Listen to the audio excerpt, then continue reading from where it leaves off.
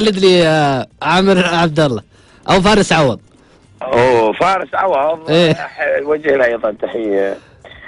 يقول فارس عوض زين، انا دائما يعني هو صديق واخ، والتحيه ايضا للاخ عامر عبد الله. لكن خلينا نقول على فارس يعني فارس ما شاء الله يهول في الهجمه وهي واقفه الكره يعني. ايه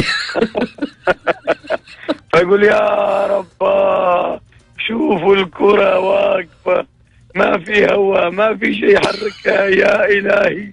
وقال الشاعر الكره ليش توقف، هذا المجال يوقف ويا رب. الناس طالعه من الملعب ماكو حد والجماهير هذا يعني فارس. طارق ابدعت مره، ابدعت صراحه. حبيبي طيب